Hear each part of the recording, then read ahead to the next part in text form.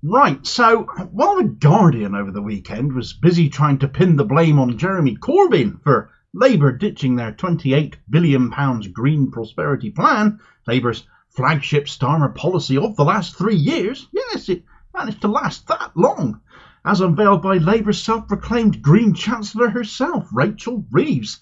It looks like it might be a case of £10,000 from Labour's very own climate change denial lobby to Reeves, in the form of a donation of course, just weeks before the policy was formally binned, might be closer to the truth as to why that actually was. Before 2022, the donor concerned had apparently never given any money to Reeves. So why have they been gifting to her since? And if the convenient timing of their latest donation isn't begging the question of Reeves, what are they paying for? Have they bought the bidding of Labour's green policy? I'm not sure what does. Right, so Rachel Reeves, Keir Starmer in a wig, that self-declared and very robotic Green Chancellor, could well be more like the latest example of party policy being bought and paid for. Labour now equally as bad for this as the Tories are. There really is no difference between them at all. And to people who say to me, Damo, why don't you bash the Tories more? I say I am, because Labour are Tories.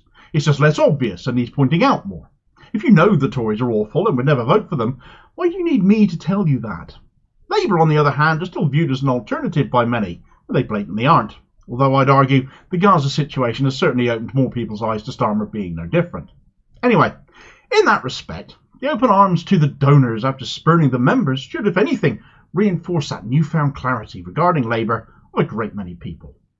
The story here, the mainstream media have covered this to an extent, is that Reeves has received a £10,100 donation from Labour peer Lord Bernard Donoughue, who describes himself as a climate sceptic more than a climate change denier, but has in the past been quoted as saying the climate change debate suffers from scaremongering and exaggeration. It really doesn't. In the last 12 months, global warming broke that 1.5 degrees per year increase in global temperatures that was marked as a significant goalpost by many scientists. Weather patterns are being shifted as ice coverage recedes and we see more glacier melt, just as a couple of for instances there. And it is the biggest crisis of our time, bar none. Donoughue disagrees. He said of the move by Reeves, I thought that was a sensible decision in line with the national interest. As someone who's worked with prime ministers, you can't have wild spending, you've got to have control. The donation was totally unrelated. I haven't been involved in those £28 billion discussions at all, and quite rightly so. She needs help staffing her constituency. I think she's crucial to the Labour Party and the country. She's so sensible, and she's got such good political and economic judgment. Well, if that doesn't call your judgment into question, I'm not sure what will. Long-time viewers of this channel know that I, for an example, am a carer to 2 disabled people. Families like mine, many of them up and down the country, will never forget what Reeves said about being tougher on benefits than the Tories, especially in light of the deaths that have been caused by the Tory war on the poor. Her husband, in case people were unaware, was also a long-time DWP civil servant under this Tory administration, so she will be no different. She could even be worse.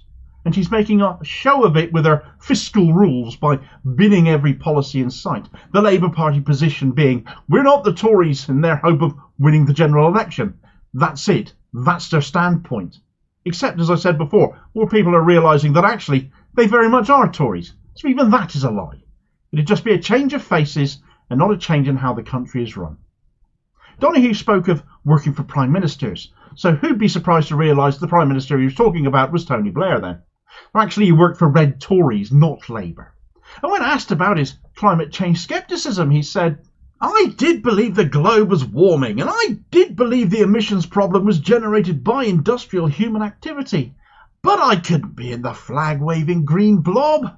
What worried me was how we would pay for dealing with climate change. I was a kind of an oddball sceptic. I found that much of the stuff issued by the Greens didn't seem very factually based. People wanted to be approved of as green flag wavers, but they hadn't come to grips with the complex nature of the problem and what it would cost to take. Now you can see why he's such a fan of Reeves. Where will the money come from? He's one of those. Well, just as so many other people seem to have to be told, the money comes from a place called the Bank of England, also known as the Magic Money Tree, and both he and Reeves know it. You print it, You increase tax to balance, not pay for, but balance that spending so inflation doesn't rise. Who gets taxed? The answer should be bloody obvious to everyone by now, because every politician is dead set against doing so. And it is a wealth tax, and it is a tax increase on the rich. But they'll take their money and run away, the Blairites wail.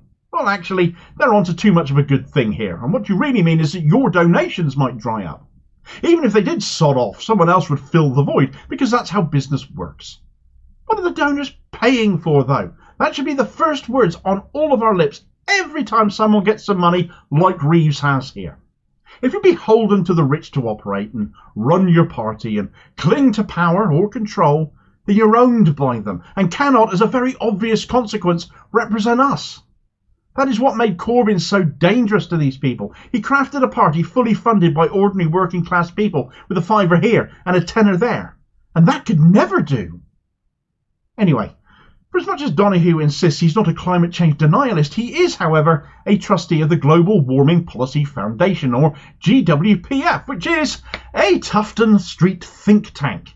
And their aims are to challenge what it calls extremely damaging and harmful policies envisaged by governments to combat the human impact on global warming. Well, if that isn't climate change denial, I don't know what is. The GWPF is chaired by an ardent climate change denier called Terence Mordaunt, who, despite the same name and despite the fact he's given Tory MP Penny Mordaunt some £20,000 in donations, she claims they aren't related.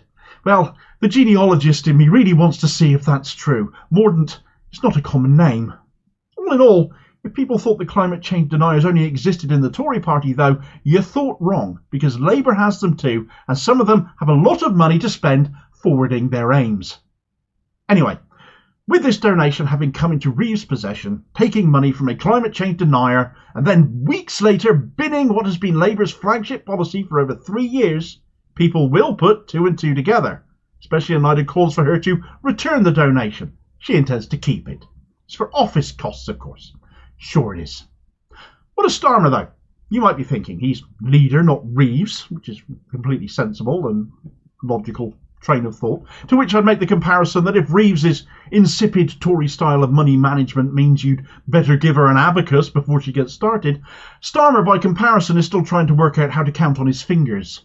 Now, that's a harsh statement, perhaps, Damo. You're letting your personal feelings get in the way here, and it's very hard not to when you've lived at the sharp end for long enough. Reeves is a former banker. She thinks like a banker. Bankers might know maths, but they make money work for them and not people, and she'll run the country like a bank and not in the national interest, therefore. As far as economics goes, though, Starmer might as well still be counting on his fingers.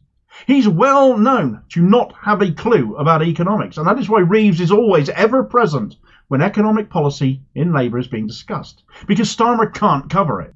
Come the general election, when the TV debates begin, and an economics question will probably destroy Starmer faster than anything else. And let's face it, it doesn't take a lot of effort to destroy him with even the softest question by even the most ardently loyal Sunday morning client journalist. Ultimately, Starmer's Labour is as beholden and influenced by those with money to work in their interests, wants and desires, and not ours, just as the Tories are. You vote Labour, it's your peril. A charitable person might give Reeves the benefit of the doubt over this donation, but a cynic might be more inclined to believe she's a grubby crook who just sold our children's futures for 10 grand.